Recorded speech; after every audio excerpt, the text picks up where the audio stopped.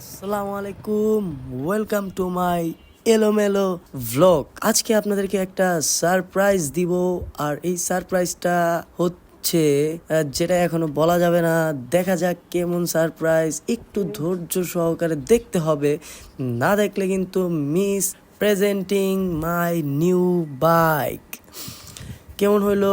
লতা পাতা সবুজের মধ্যে একটু সবুজ ঘাস, সবুজের মধ্যে আমি বাইকটা এমনভাবে রেখেছি যাতে বাইকের কালারের সাথে একবারে টোটালি গাছপালার কালার একবারে মিলে গেছে।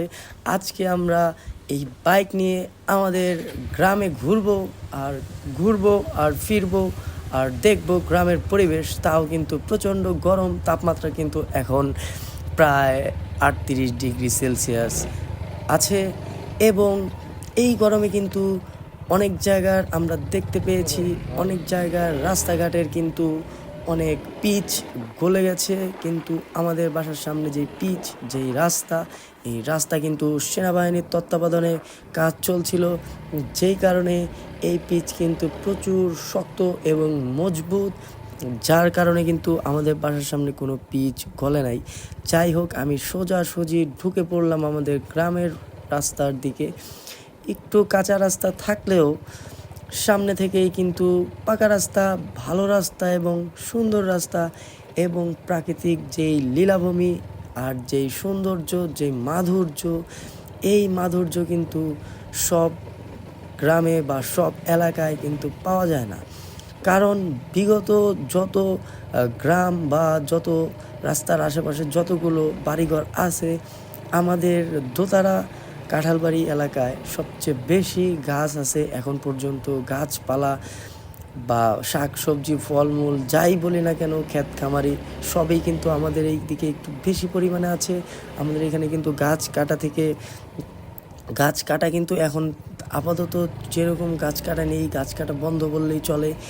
আর এই তীব্র গরমে কিন্তু একমাত্র গাছই আছে যা আমাদেরকে একটু ঠান্ডা, একটু সুশীল পরিবেশ সৃষ্টি করে দেয়।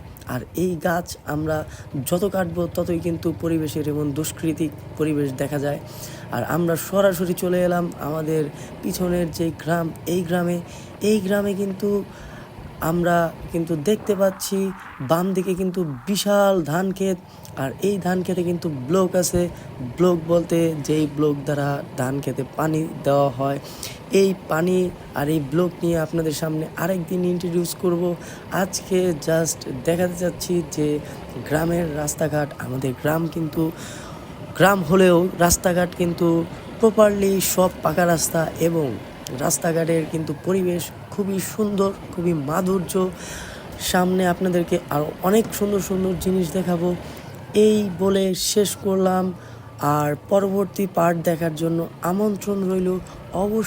অবশ্যই পরবর্তী পার্ট দেখবেন এবং শেয়ার করবেন বেশি বেশি, আর ফলো দিয়ে পাশেই থাকুন। আল্লাহ হাফেজ।